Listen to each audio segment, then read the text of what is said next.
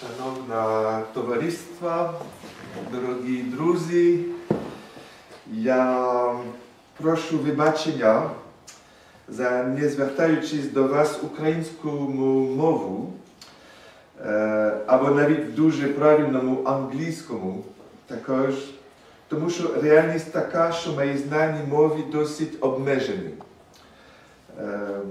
Це не заважає мені мати велику любов до України, але така реальність. So I will continue in English. I'm very sorry, but as you know, I spent many years in Ukraine, and my children now, they can speak Ukrainian, but for me, it was more difficult. My first language was Indonesian when I was a little child, but I forget it, so maybe from this time I don't have a lot of possibilities to speak other languages, and French, maybe a bit English. I'm happy to be here also because I know some of you. I know Olesia, I know Professor Roman Serbin, some of you, Bogdana Monchak, and of course my colleague from the UKU, Halia. And for me it is important also because I am planning to speak today about this document we have just published this month in December, Russia, Ukraine, what peace plan between Russia and Ukraine. You can find it easily on the website of the Collège des Bernardins where I work, in English and in French.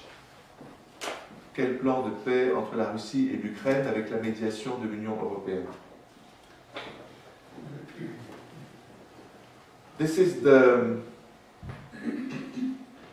report of the Commission Truth, Justice and Reconciliation between Russia and Ukraine with the mediation of the European Union. It's this commission we have launched 2 years ago. I proposed at the Collège des Bernardins to organize a cooperation with UKU. So with the president of the Collège des Bernardins, we came to Lviv and we met Bishop Boris Gudziak, and we said, what could we do together, Collège des Bernardins, UKU? And we decided to launch this unique commission. There is no other commission like that in the world, which decided to work on the question of truth, justice, and peace building between Russia and Ukraine. It's an international commission. More than 200 intellectuals, church leaders, diplomats, professional diplomats, worked during 2 years on this project. And the two other partners, except Collège des Bernardins and UKU, was the Mogila Academy in Kyiv and Memorial Society, Общество Memorial в Moskvе, in Moscow. And of course, we invited other partners every time when we met. Let's say, for instance, we met once in Caen. There is the World Forum for Peace that was launched by the Normandy region 2 years ago. So the Normandy region supported also this project. When we met in Kiev, it was with also the participation of the OBSE, the OSCE. So we have other partners, but the main permanent partners are the four I mentioned.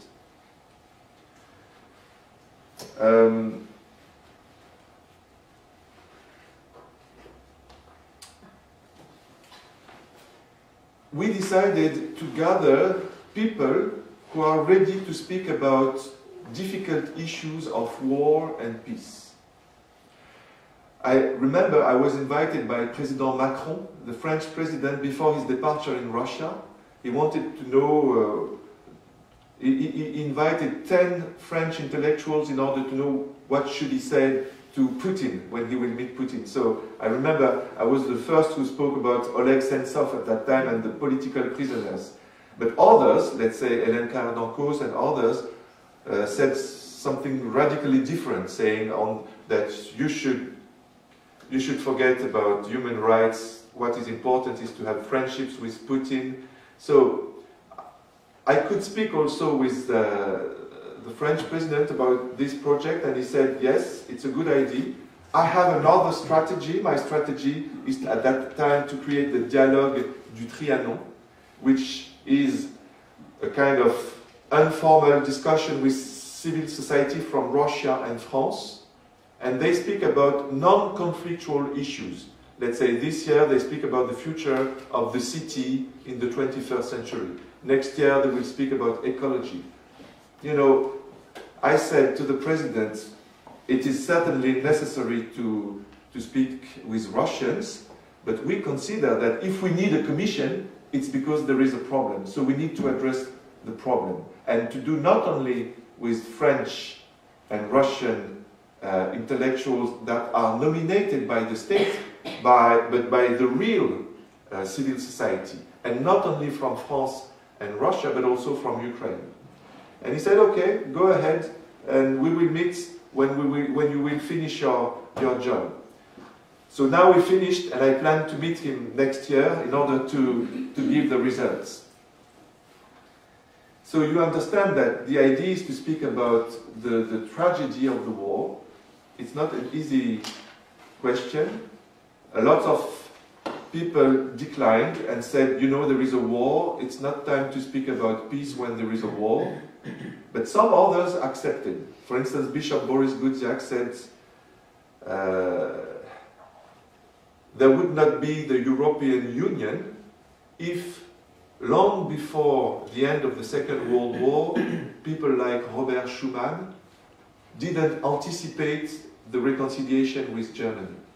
So we need, of course, to understand that it's not the right time to speak about peace, but it's the right time to anticipate what will be in the future.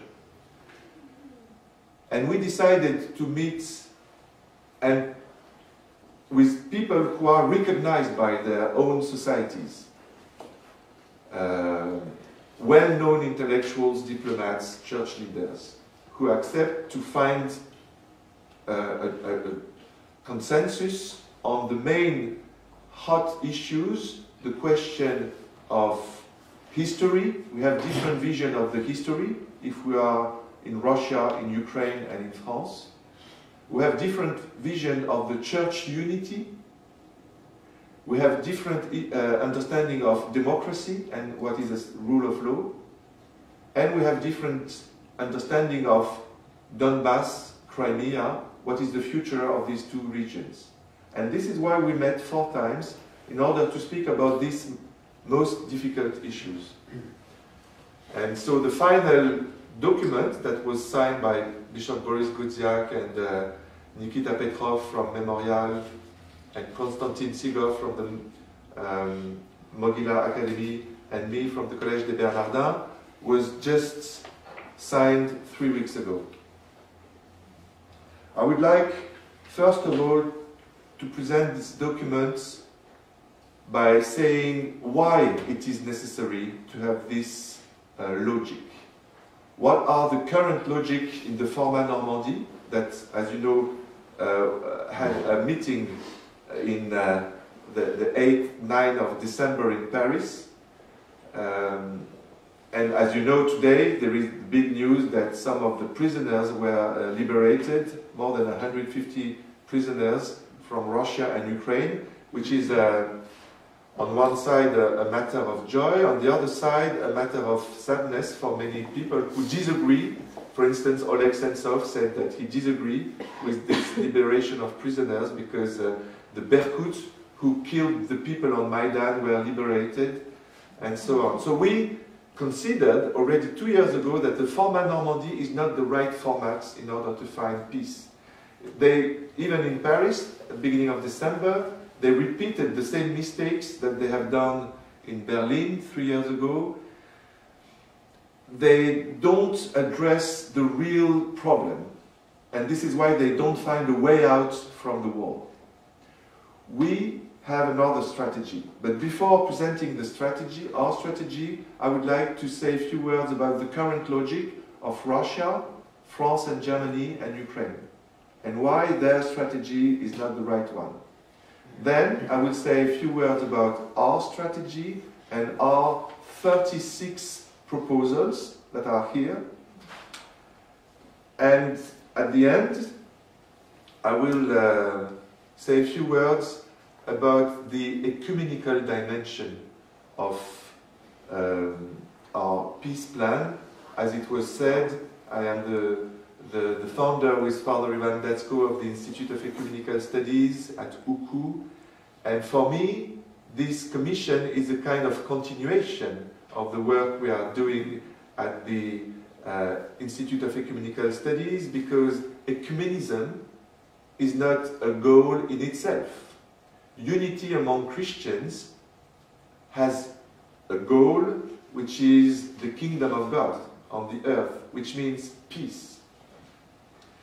So for me it is connected. The social doctrine of the church should go with ecclesiology. So I will finish with this ecumenical dimension of peace plan. So what is the current logic inside the format Normandy? First of all, the Russian logic. You know it. It is an imperial, a neo-imperial logic, where when Putin says there is no war between Russia and Ukraine, there is only a civil war in Ukraine. There is not really a Ukrainian nation, and there is not really a Ukrainian state. Why? Because Russia is the only exclusive inheritor of the Holy Rus. This is the logic of Putin.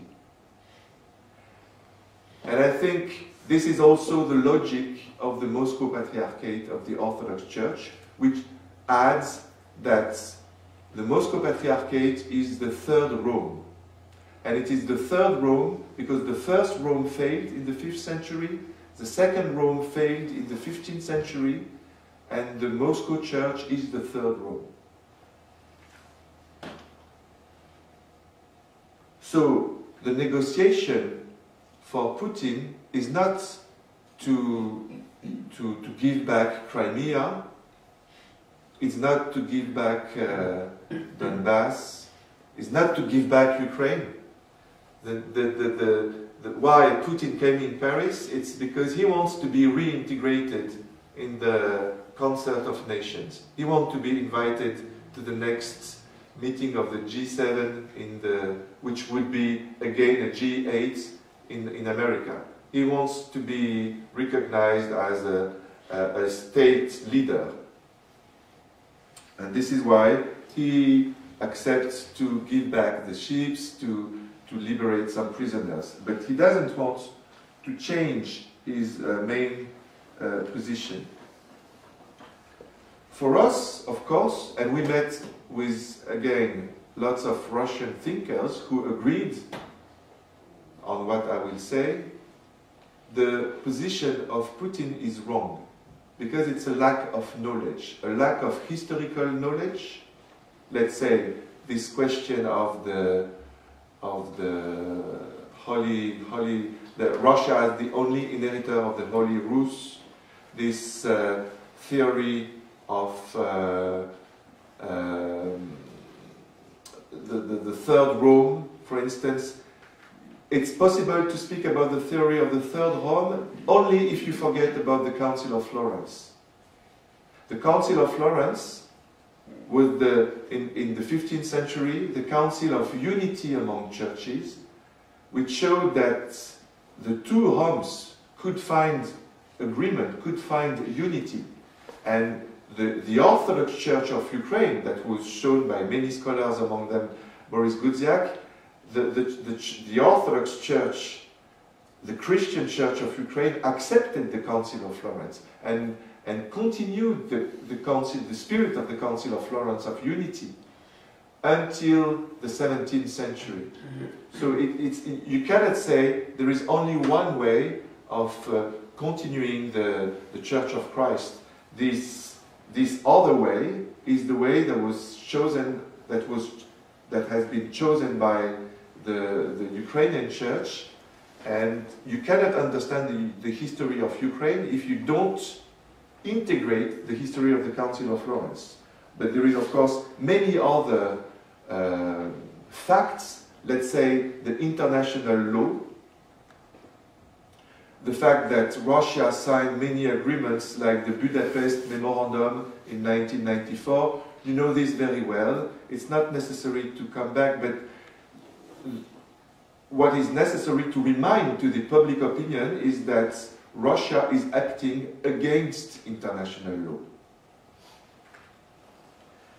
And we have, again, some facts. I don't know if you have read the work that was published by Alia Chandra recently, the Surkov leaks.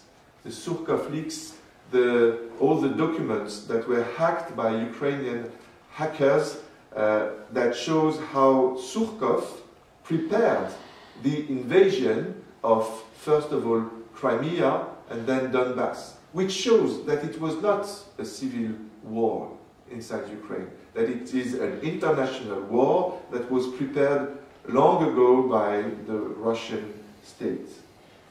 So this is the position of our commission.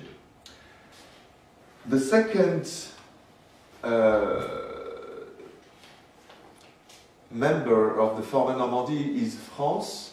Everything started in 2014 in France, in the region Normandy. And the position of President Macron today, after especially the reset last summer, is to say France needs to speak with both Russia and Ukraine. France is neutral. France is impartial. In order to bring peace between Russia and Ukraine, we should be neutral. And this is why we invite Zelensky, Putin in Paris, and we hear everybody in order to help them to liberate prisoners and so on. Merci. Merci beaucoup. And why Macron is doing this? Because he thinks that in that way he will be able to reintegrate Putin in the world affairs. He has difficulties with Trump today, so he thinks that Europe should be united and strong with Russia in order to face on one side the United States of America, on the other side China. This is a theory which is really strong, that we should be very strong with Russia against China and America. Well, this is wrong also. This is wrong also, because France cannot be neutral. Because France exists inside the European Union. Without European Union, France couldn't have the role it has today in the world. And France, in its constitution and in the European Declaration of Human Rights of the European Union and of the Council of Europe, has principles. And among these principles, there is the principle of justice, of democracy, of human rights, and so on. So if the international law was destroyed by annexion of Crimea, France just cannot put on the same level Ukraine and Russia. And France will not solve the problem of the world, let's say in Iran, with the same interest as Russia. We have different interests. So this position is also wrong for us.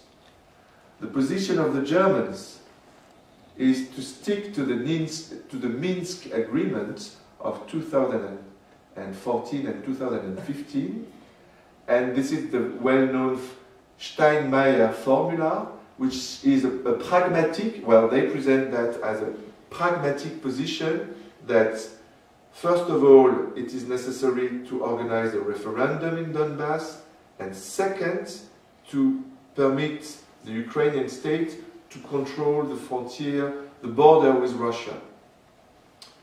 And again, this is a naive position. We do not organize referendum like that. In France, we know that perfectly because we organized a referendum in New Caledonia, and it took us 30 years to organize a referendum in New Caledonia.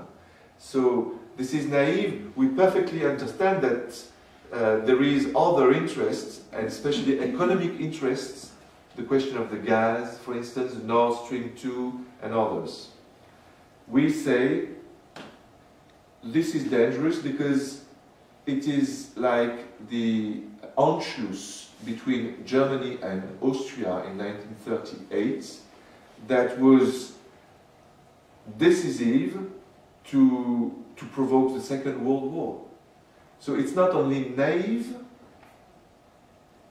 it is really dangerous as a position of the German government. Concerning the Ukrainian position today, there was the position of Poroshenko, which was really strong with his Minister of Foreign Affairs, Klimkin, and it was the idea of total resistance towards Russia. No negotiation, no liberation of prisoners, etc. The Ukrainians didn't see the results of this position of total resistance, and this is why in 2019, this year, they voted for Zelensky, because Zelensky said, Poroshenko, it's the party of the war, I would represent the hope of the peace. The problem is that, as I said at the beginning, today he accepted this liberation of prisoners, but he's under the pressure of many people in Ukraine saying this is not fair. You cannot organize that kind of exchange passing through the justice of your own country. So both on Poroshenko's side, it's resistance, only resistance, and nothing positive, no other way to propose to Russia, to the international community, which is changing quickly. But on the other side, the position of Zelensky is a weak position, because we consider that it is necessary to speak with the Russian state, even during a time of war, but without compromising your own justice system. And this is why we consider that we need another politic, another strategy which would think together resistance, but also regulation, and also imagination. We need the three. And I know that among Ukrainians it's not easy to accept this. I had the privilege to meet Oleg Sentsov 2 weeks ago in Strasbourg and then in Paris. The ambassador Shamshur invited us at his residence at the Ukrainian embassy in Paris. And on one side I was happy to see Oleg Sentsov, because of course we were in favor of his liberation. On the other side, I understood that I was in disagreement with Oleg Sentsov, because Oleg Sentsov is only in the resistance dimension.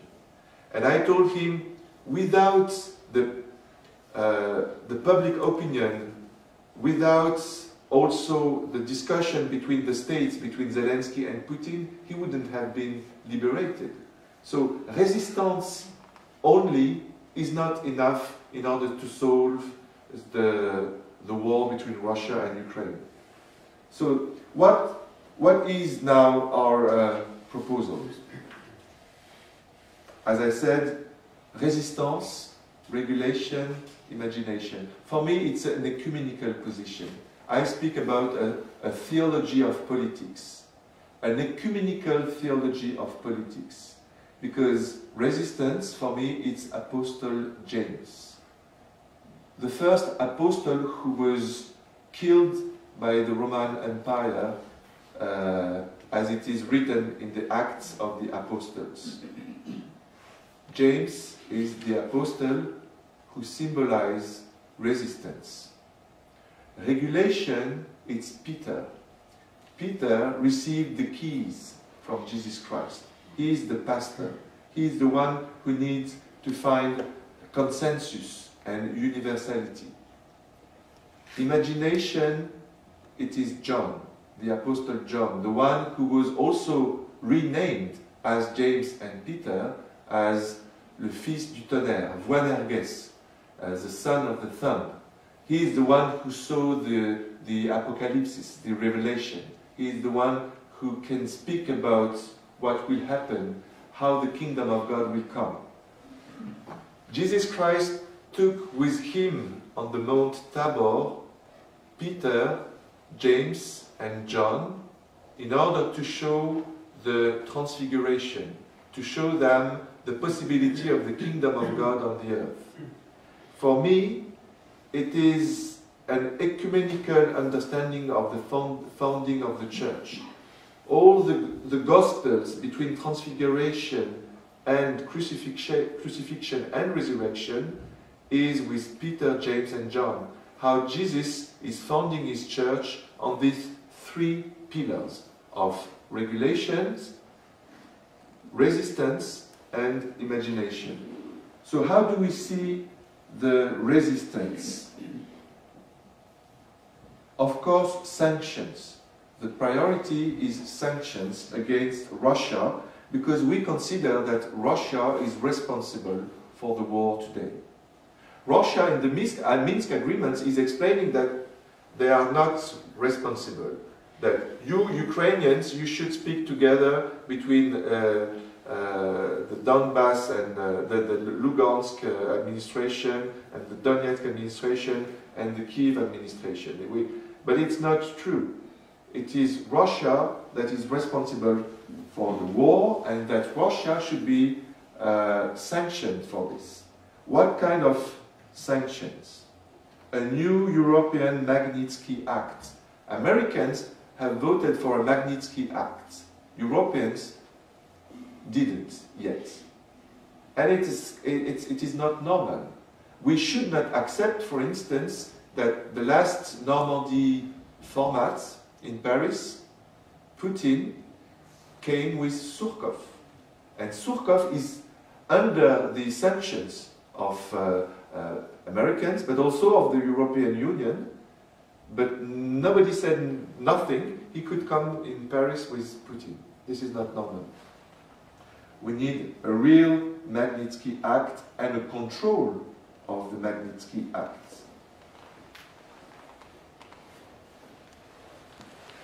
The problem, this is the second proposal here, is the control of the sanctions that are not done.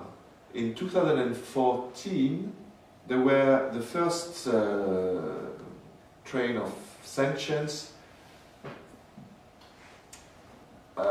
in September 2014, and I remember that Total, I had the privilege to meet with the president of Total, and he told me, I will accept the sanctions, I will not do any business with Russia. Especially in Crimea, you know that there is a lot of gas in the sea, in the Black Sea. But he died suddenly, as you remember, in Moscow. For me, it's a crime. But it was presented as an accident in the Sheremetyevo or Domodedovo, I forget.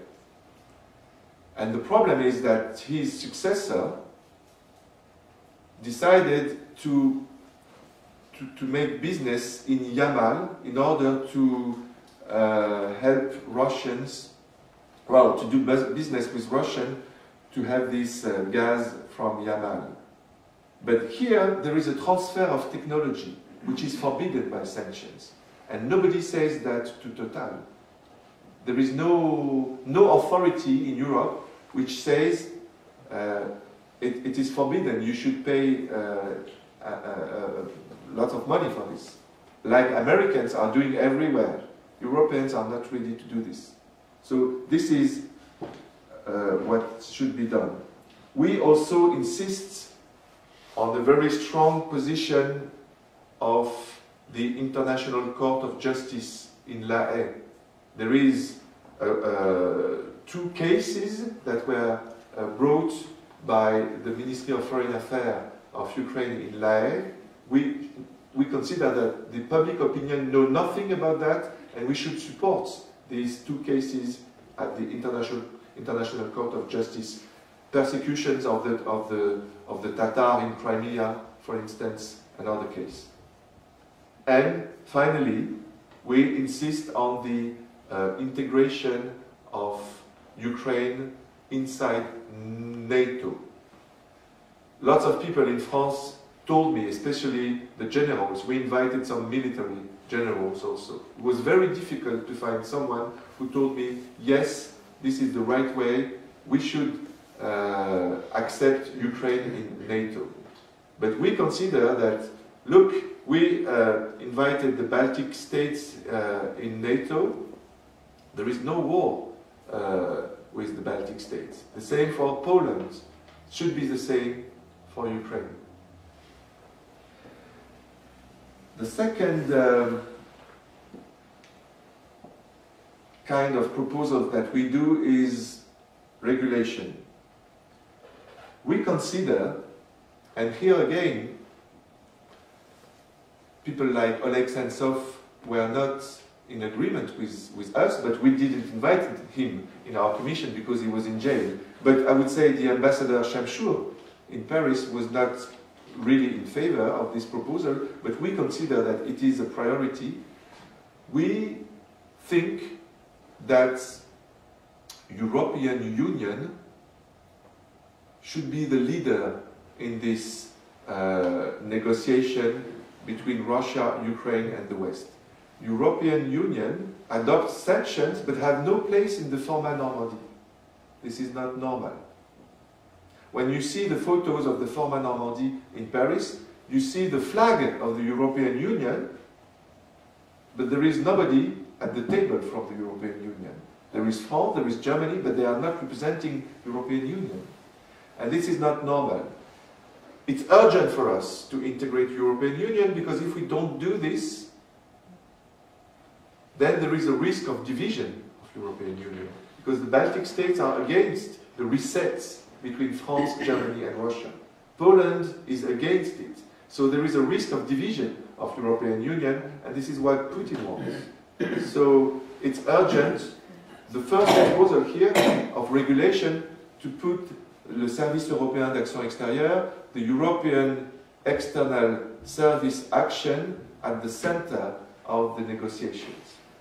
And maybe invited other countries like Canada, like United States, but for us the priority is European External Service Action, and this is why we propose to organize a peace conference in Brussels and not in Paris.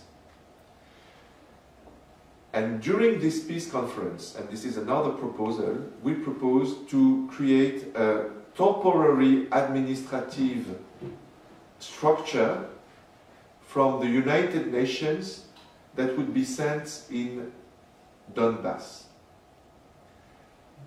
in order to prepare the field for a future referendum. That was done in Kosovo, for instance. There was a non-permanent, a temporary international administration under the United Nations that prepared peace in Kosovo and recognition of Kosovo. That should be done also in eastern Ukraine, and after that in Crimea, but first of all in Donbass. which means, and there is, I will not give all the details because it's a long discussion, what to do first, exchange of prisoners, ceasefire, administration, coming back of the political parties, coming back of the refugees. Well, there is lots of steps, and only at the end of this long process that could take years, but where people of Donbass and later of Crimea would feel secure, to feel free, then it would be possible. I forget to say, one of the measures is also to create a media, of course, to fight against propaganda, but also a positive proposal is to create a media, an independent media, with the support of European Union in Russian language, in order that people of Donbass and Crimea would receive in Russian language objective news, and not only the news from Russia.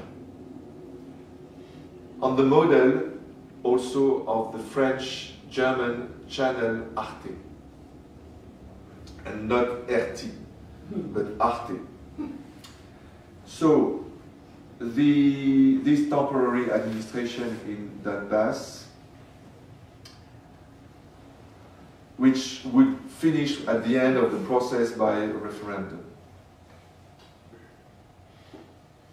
There were referendums that give success. For instance, between France and Germany, there was a referendum in the Saar region in the 50s.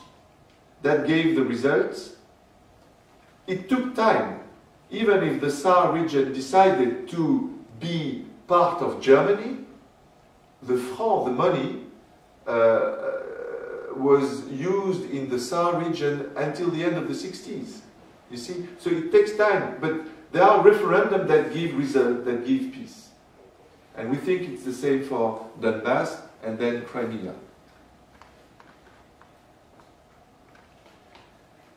And there is another regulation which is for us very important, is the regulation on the level of the United Nations.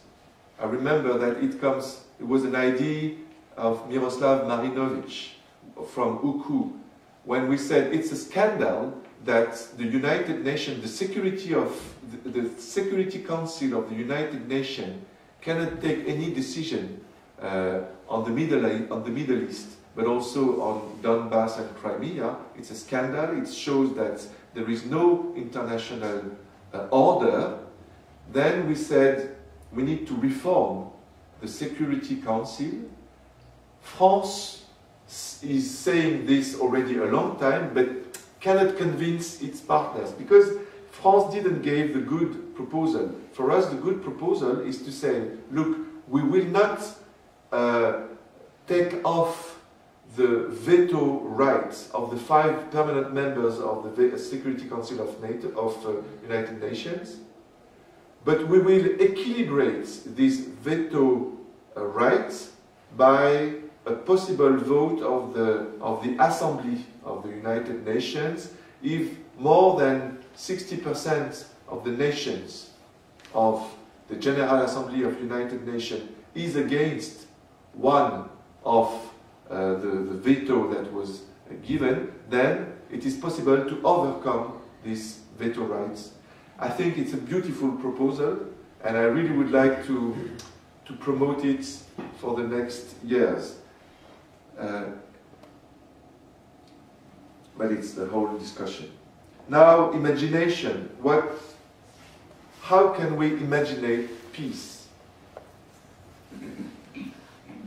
For us, the most important is to understand that what states are calling the national interest is not the national interest, but more often is the state interest. And we would like to distinguish the real national interest from the state interest. We are convinced that the national interest never goes through war.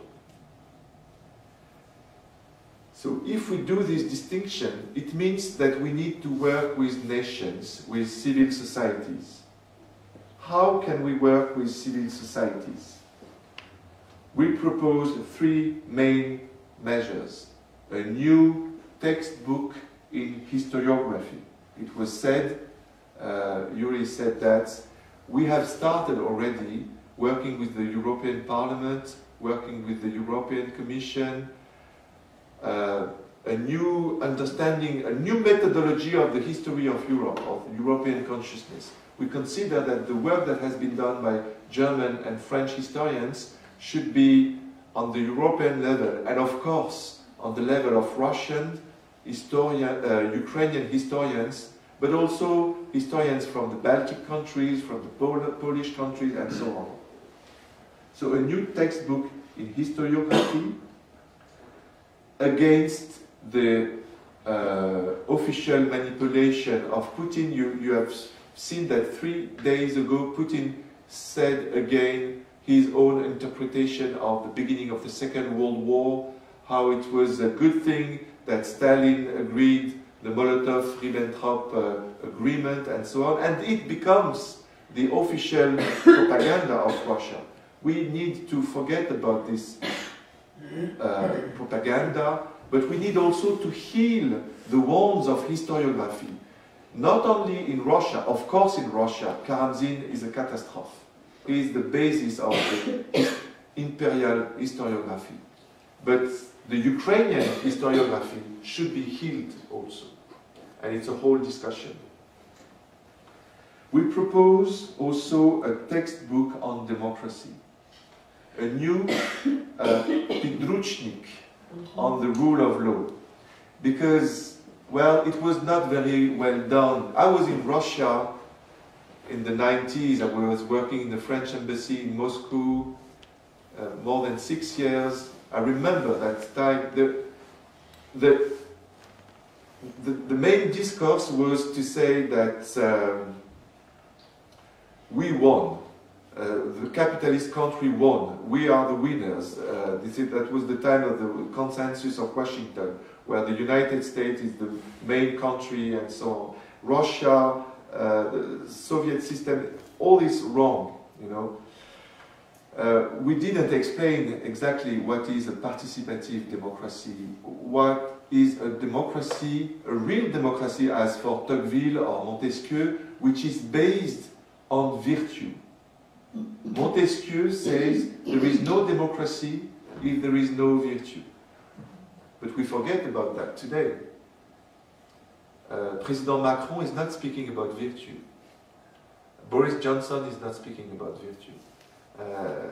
And so we consider that it's a common task of Eastern and Western Europeans, but also Americans, Canadians. We invited, for instance, John Milbank, a philosopher, an Anglican philosopher. He published a book, A Politics of Virtue. And we consider that this should be pushed as a new understanding of political theology. And we insist also, when we speak about imagination of the future, imagination is possible if only we have a good vision of the past, yes.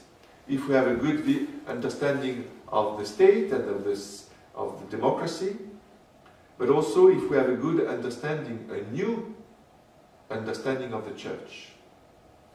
Church is also going through a very deep crisis. I wrote my book because I'm very proud of it, because it was translated last year in English. What is orthodoxy?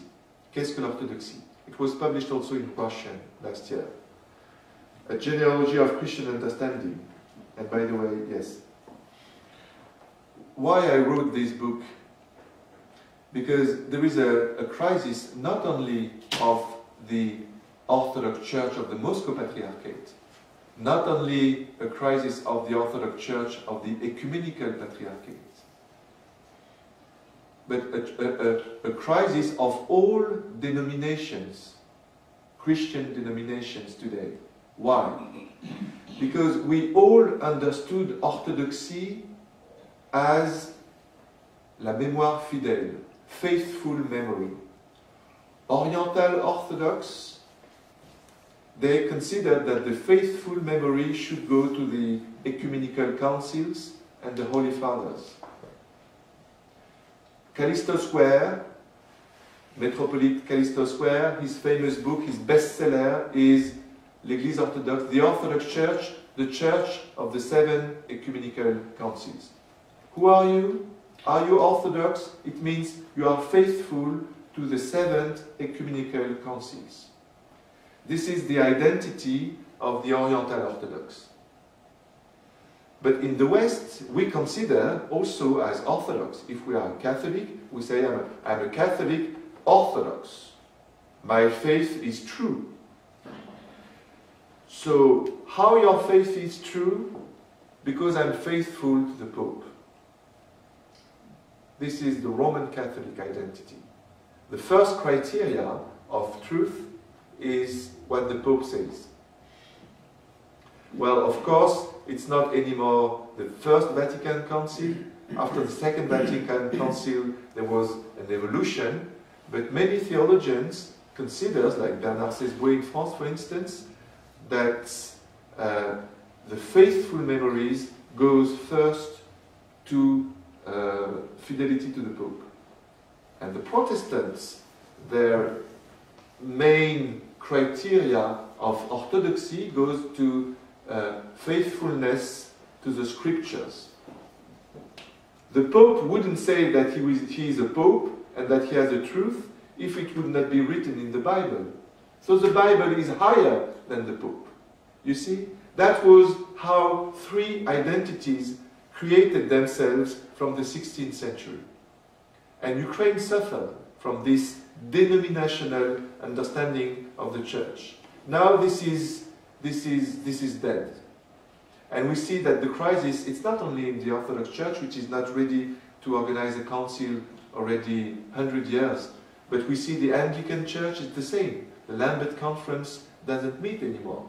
And the Roman Catholic Church goes also through a deep crisis. The Pope Francis is always saying that he cannot do the reforms that he would like to do in the church, because there is a big resistance. So this period of the history of the church, it's not the end of the church, of course, and it's not the end of the identities, but it's the end of a certain definition of orthodoxy as a faithful memory. But orthodoxy, it's not only faithful memory, it's also the right glorification, it's also the right truth, and it's also la connaissance de justice, the knowledge of justice. And we need to take all this 4th definition together in order to understand that the church is not only the body of Christ, it's not only the temple of the Holy Spirit, it's not only the ark of salvation, and it's not only the house of the Father. Father Sergius Bulgakov, the Orthodox theologian, was in total agreement with Metropolitan Andrei Sheptytsky, saying that the church is the bride of the Lamb. It's a more mystical definition of the church. And if you have this more mystical definition of the church, then you can include all these other definitions of body of Christ, temple of the Holy Spirit, ark of salvation, and house of the Father. And this is a very important shift of paradigm, of understanding of ecclesiology. If you understand this, then everything is possible to promote all the ecumenical agreements that were signed these last 30 years on baptism, on Eucharist, on the definition of the church, on filioque, on the Pope, on many issues that we considered before as really divisive. Now many theologians are considering that it's not divisive. Church is one. As Sheptytsky was saying, the difference is not between the Catholic, the Protestant, and the Orthodox. The difference is between those who believe that church is one and the others. here is the division. And this is why we consider that in the roadmap, in the peace plan, we should work on the question of the unity of the Ukrainian nation through an ecumenical dialogue, which is possible if you understand this shift of paradigm. This is why we created the Institute of Ecumenical Studies with Father Ivan Datsko, the university, the Catholic University. We created a master program in Ecumenical Studies, the social weeks, UCHAT, the Ukrainskoye Христианское Академическое Товариство. That was, the aim was to continue the Kievan Church Society that was created in Canada, in America. We are in favor of the ecumenism of the Church of Kiev, which is not known, which was forgotten, what Mohila had in mind, that the Council of Florence is much more stronger than all the divisions of rights. Church is one. And this is why we consider that it is a priority. What is good with these proposals of imagination is that we can start already now. We are not obliged to wait the next meeting of the Format Normandie next April, if it will happen. We can already start now a roadmap of ecumenical dialogue between Archbishop Epifani and Archbishop Sviatoslav Shevchuk to gather seminarians, to gather teachers, to organize summer schools, and to teach what is the history of the ecumenical movement, what are the main agreements, what can we do together for social work, for peace, for diplomacy, and so on. For textbooks, we can help the Orthodox, the new Orthodox Church of Ukraine to have international recognition. For instance, I met recently in Sweden a woman from the World Council of Churches, and I said, you should come to Ukraine. She was frightened to come to Ukraine because she said, well, if I go to Kiev, then Moscow Patriarchate will say, oh, you are speaking with the schismatic and so on. I said, it's wrong. You should come, you should see, and you should, on the contrary, integrate the 15th Orthodox Church in the world, the Ukrainian Orthodox Church, inside the World Council of Churches at the same level as the Greek Orthodox Church, the Antiochian Orthodox Church, and the others. So, international cooperation, etc., academic conferences on the church leaders levels. As we started last year in Germany, I was with the new director of the Institute of Ecumenical Studies, Pavlo Smitsniuk, in Stuttgart, with Orthodox and Greek Catholics. It was a very important conference, and we will continue. And finally, forgiveness. We need to publish document of mutual forgiveness, as it was done between French and German bishops after the Second World War, between Polish and German bishops in the 60s. It should be the same between the Greek Catholic and the Orthodox bishops, and first of all, of course, from the Orthodox bishops who participated in the pseudo-synod of 1946 in Lviv. Until now, there is no declaration asking for forgiveness from the Ukrainian Orthodox Church. When we published, some intellectuals through UCHAT, a declaration saying we are not responsible for what happened in 1946, but we are Orthodox, and we consider it's a shame that it happened, and we apologize, and so on. We were very happy, and it was a declaration of French, Russian, Ukrainian Orthodox. We were very happy to publish this. After this declaration, I remember it was 3 years ago, the Ukrainian Orthodox Church, the Kievan Patriarchate, published a declaration, we forgive and ask for forgiveness. It was the first time. We consider that it is not enough, that of course the Ukrainian Orthodox Church, Moscow Patriarchate, should do the same. And the Moscow Patriarchate should do it first. It's only through forgiveness that dialogue, real dialogue in trust, in mutual trust, is possible.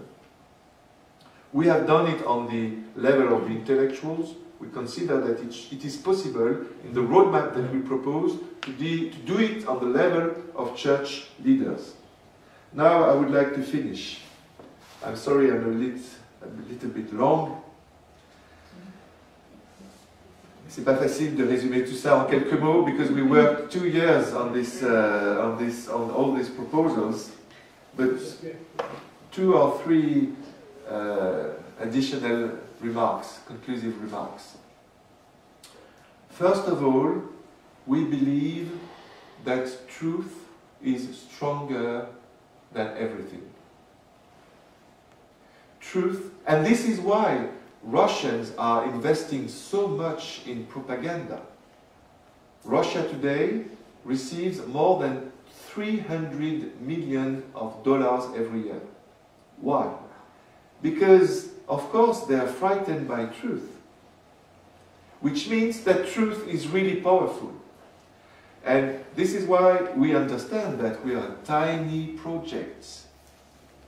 But this tiny project, if everybody knows about it, everybody understands that it's the right one, which is not as the current logic that I described at the first part of the Normandy format, which is going nowhere.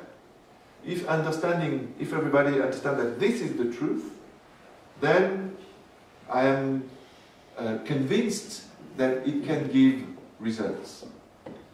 Second, I consider that peace has a price that is not enough considered. We know that the European Union is giving every year, and it's already 10 years like that, 400 million euro to Ukraine. 400 million euro every year. 0 to peace projects. I spoke about that with the people from the European Union. They all accepted.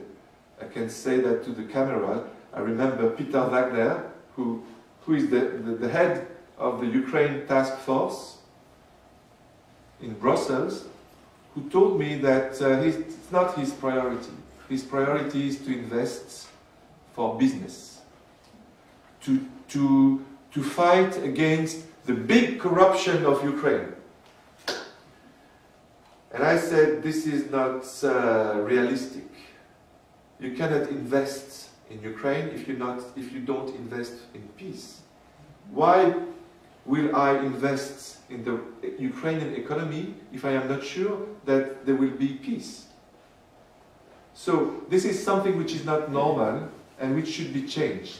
And I was presenting our new project on European history at the World Congress of Peace in Paris last month in November, and I suddenly met a woman who is in charge of all the instruments of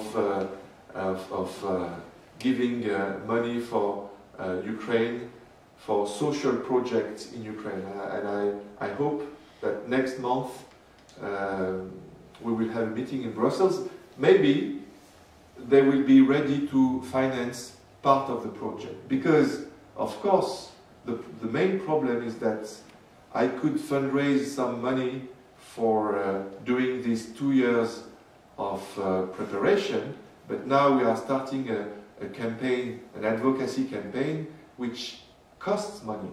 And this is why we need to find money, and I hope through the European Union and also through the Swedish government. This is why I was in Stockholm. I hope to receive some money to support this advocacy campaign. Budgets are moral documents, and we should always remember that one tank costs 10 million euro, and that there is more than 500 tanks in Donbass coming from Russia. So you can imagine, if we will need to react one day, if Putin decides to go to Mariupol, what the amount of money that would be necessary to find. We say we need to invest now in peace. This is urgent. And it's not expensive at all. It's less than 1 tank to realize these 36 proposals for peace. Less than 1 tank. So, the final thing is that, of course, we understand that it is a big challenge, but we need to start. We start with advocacy campaign, and we will start with the textbooks. We know that we can do this. The other part of the proposals, the conference in Brussels, the United Nations, and so on, it doesn't depend on us, but it depends on the public opinion.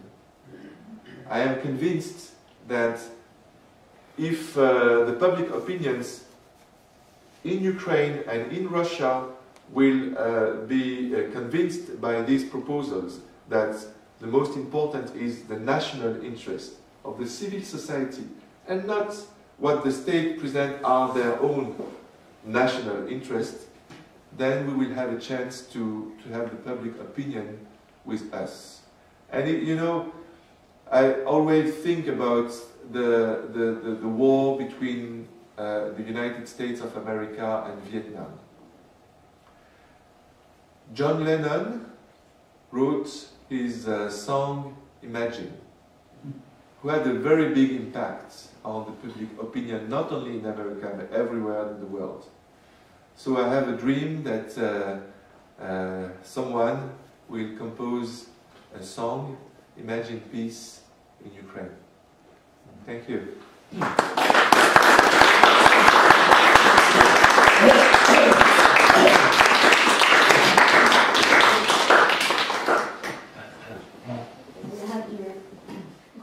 Drinks, and now you're ready to answer questions. I understand you're willing to answer questions.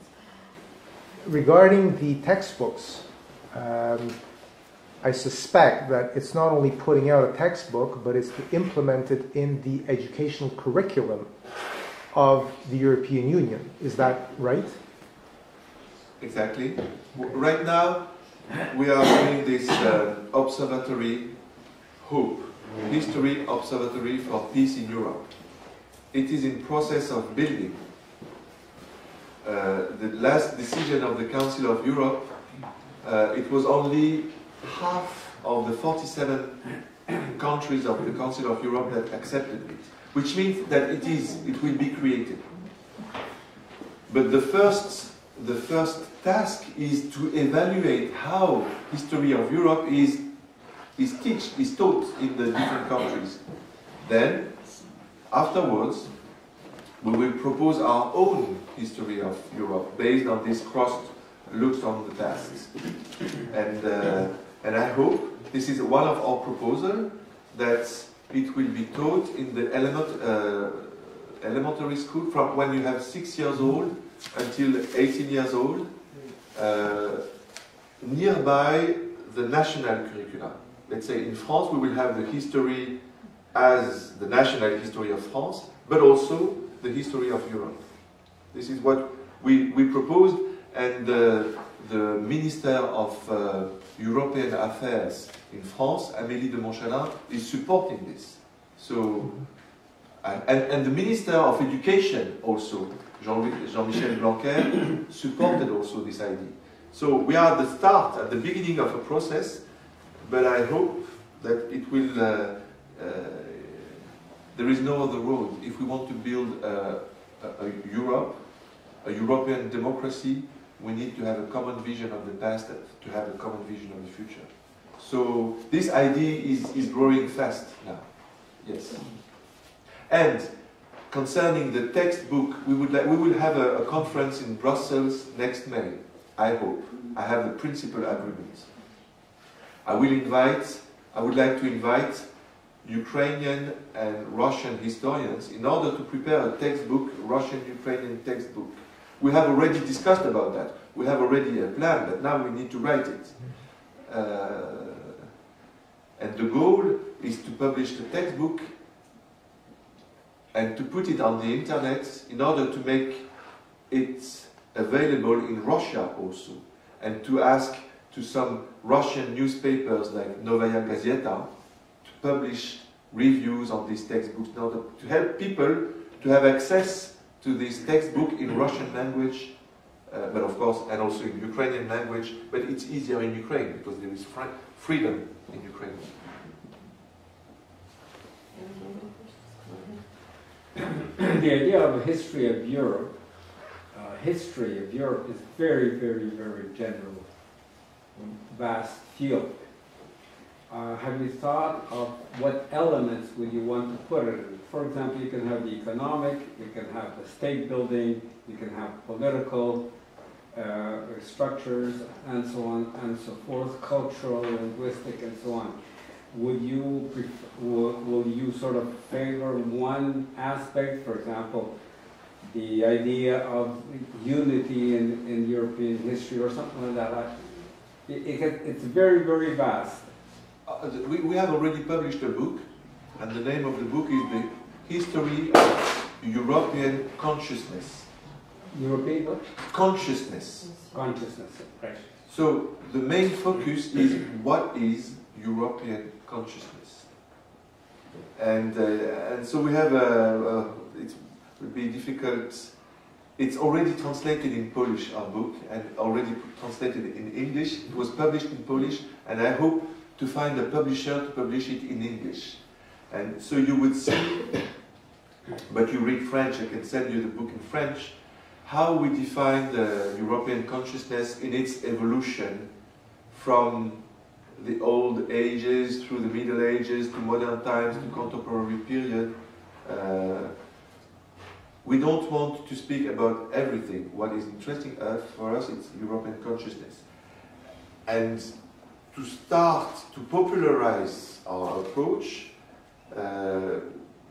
we will begin with the next April, when we will have our scientific council. I will propose a history of the European consciousness through culture, through music, through architecture, through literature, and so on.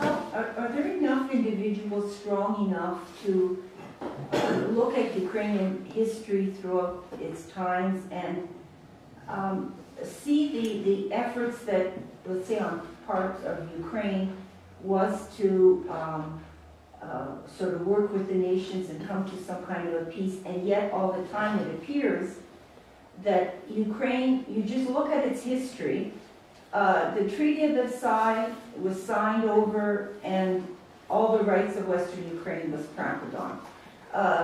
Yalta was signed, Roosevelt, Churchill, with all the hopes that were, and again Ukraine was the loser. You had, just in World War II, all the infiltrators, be it Philby, Burgess, etc.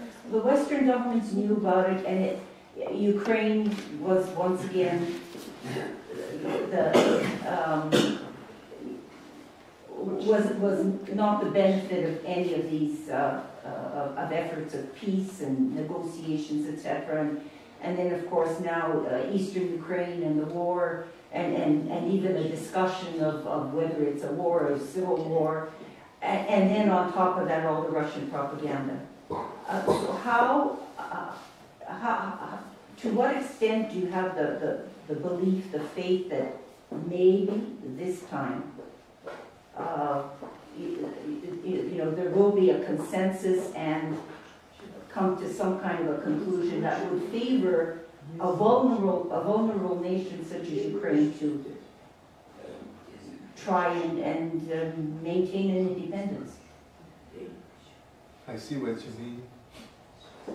Ukraine was vulnerable in modern times because modernity, it's the time of nation states that were against the idea of confederation. It was against the Ukrainian identity couldn't fit in the paradigm of the modern times. It is really clear when you see the history of Ukraine connected with the story of the Council of Florence and many other things like that. After 1648, after the Traité de Westphalie, the international law is based on the conception of sovereignty that gives all power to the nation state and to the king, cuius regio eius religio, the faith of the king determines the faith of the nation. All this stuff is how modernity was created, thought. But this modern times is ending already from the 20th century. And this is why I consider that the 21st century is an opportunity to go in the direction of confederalism, or the federation of nation states. This is the project of the European Union, the federation of nation states.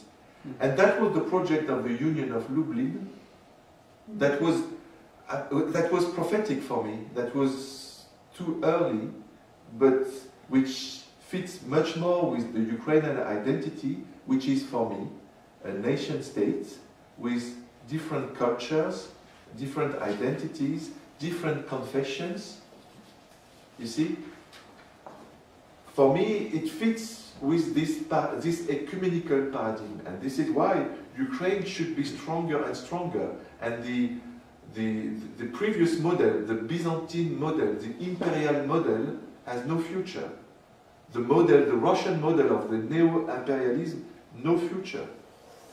Today, the alternative is much more between this federation of nation states on one side, or disaggregation, the rise of populism. This is the alternative, you see. So I don't say that there is no danger for Ukraine if populism is rising, if Ukrainians are losing their spiritual strength that they have shown during Maidan, for instance, during the Revolution of Dignity, then of course there is no guarantee. But if we reconnect democracy with spiritual values, as it was the case in Ukraine, then there is the Ukraine for me is a model for Russia. Myself, I spent so many years in Ukraine because I am convinced that Ukraine would be a model for a future democratic Russia. You see what I mean? I may be going off topic here, but the little bit that I've been reading and following in Carnegie Europe. So the EU still has to try and find who they are, basically, from what I'm understanding. There's constantly a thought whether the EU should be becoming a stronger role of French and Germany, or whether it should be all-encompassing.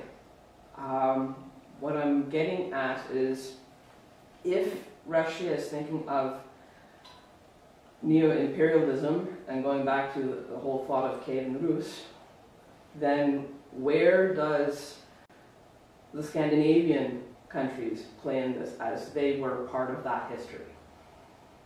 Or is there any thought about that, or are they just developing on their own?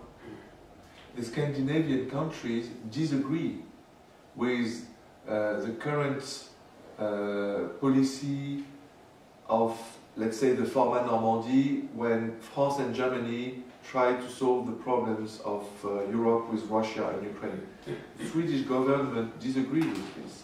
And this is why I told you I was in Stockholm, because they agree with me and with us that it should be a decision that should be on the level of the Commission, where we need to take the interest not only of France and Germany, but also of the northern countries. And what is interesting for me with Sweden also is that Sweden is not part of NATO. But Sweden is conscious of the danger of Russia. They are really frightened by the danger of Russia. So there is similarities between the position of Sweden and the position of Ukraine. The choice that has been done in Sweden is to support actively peace-building policy. And I think it might be very interesting also for Ukraine. They invest for peace. They give the Nobel Prize for peace. They have the CIPRA Institute also.